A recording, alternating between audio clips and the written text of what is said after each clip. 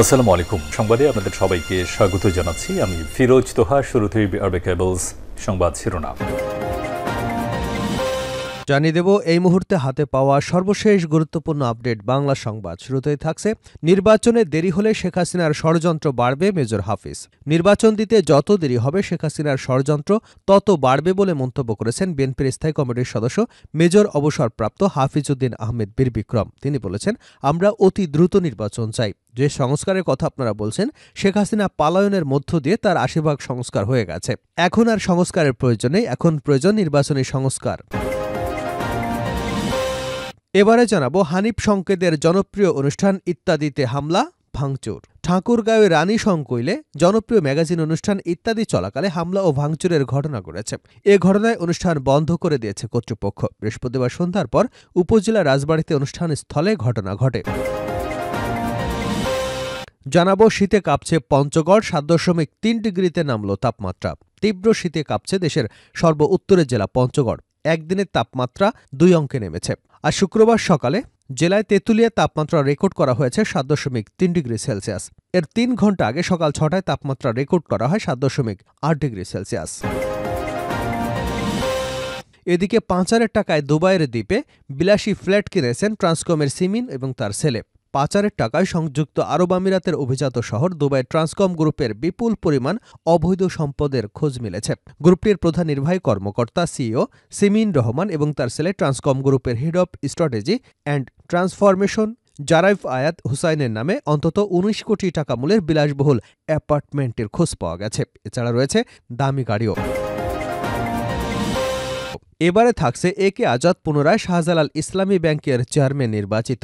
শাহজালাল ইসলামী ব্যাংকের চেয়ারম্যান নির্বাচিত হয়েছেন হামিম গ্রুপের ব্যবস্থাপনা পরিচালক এমডি একে আজাদ। ব্যাংকটির পরিচালনা পর্ষদের ৩৭৩তম সভায় তিনি চেয়ারম্যান পুনর্নির্বাচিত হন। একই সভায় মোহাম্মদ ইউনুস পরিচালক পর্ষদের ভাইস চেয়ারম্যান নির্বাচিত হয়। মহিউদ্দিন আহমেদ ভাইস চেয়ারম্যান পুনর্নির্বাচিত হয়েছেন। বুধবার ব্যাংক থেকে পাঠানো এক বিজ্ঞপ্তিতে এ বিষয়টি নিশ্চিত করা হয়েছে।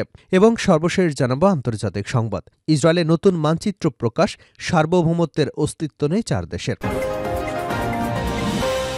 ইসরায়েলের দীর্ঘদিনের স্বপ্ন বৃহত্তর ইহুদি রাষ্ট্র প্রতিষ্ঠা করবে তারা। তাদের সেই স্বপ্ন বাস্তবায়ন হলে বলি হবে অনেকগুলো দেশ। সে তালিকায় সৌদি আরবের মতো দেশও রয়েছে।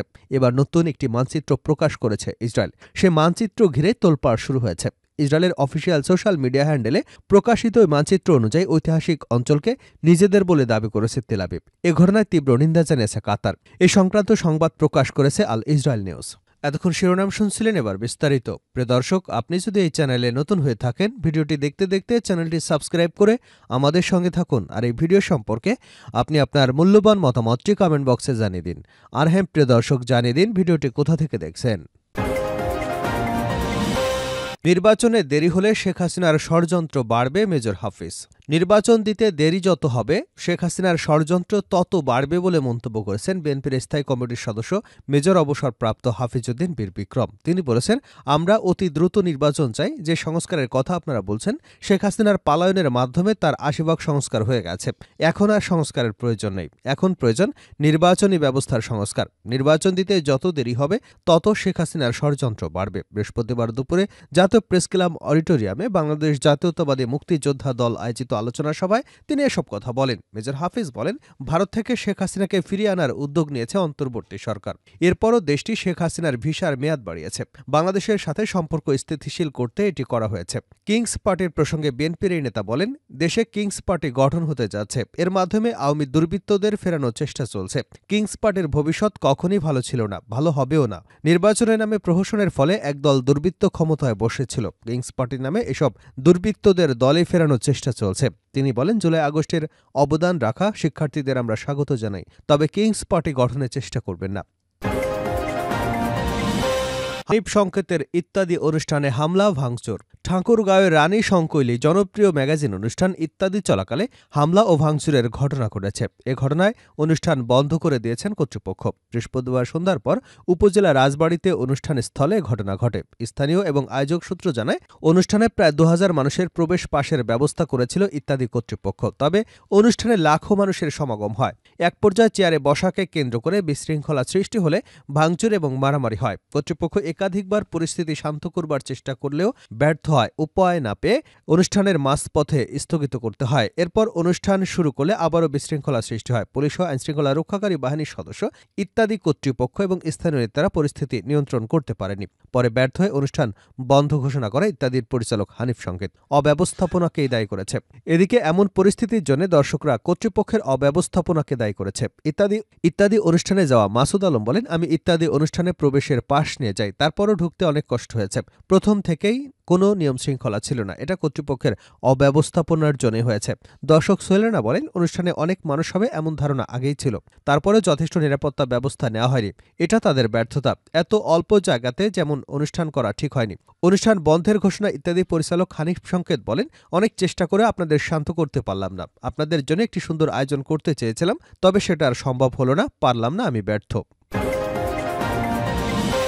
শীতে কাঁপছে পঞ্চগড়, 7.3 ডিগ্রিতে নামল তাপমাত্রা। তীব্র শীতে কাঁপছে দেশের সর্ব উত্তরের জেলা পঞ্চগড়। একদিনের ব্যবধানে তাপমাত্রা 2 অঙ্কে নেমেছে। আজ সকাল 9টায় জেলার তেঁতুলিয়ায় তাপমাত্রা রেকর্ড করা হয়েছে 7.3 ডিগ্রি সেলসিয়াস। এর 3 ঘন্টা আগে সকাল 6টায় তাপমাত্রা রেকর্ড করা হয় 7.8 ডিগ্রি সেলসিয়াস। গতকাল সকাল 9টায় তেঁতুলিয়ায় 9.5 ডিগ্রি সেলসিয়াস রেকর্ড করা হয়েছিল। এদিকে তীব্র শীতের ফলে বিপর্যস্ত হয়ে পড়েছে জেলার জনজীবন, বিশেষ করে বিপাকে পড়েছেন খেটে খাওয়া মানুষ। তীব্র ঠান্ডার কারণে কাজের জন্য বাইরে যেতে পারছেন না, খড়কুটো জ্বালিয়ে শীত নিবারণের চেষ্টা করছেন তারা। এছাড়া হাসপাতালে বেড়েছে ঠান্ডাজনিত রোগের আক্রান্তের সংখ্যা।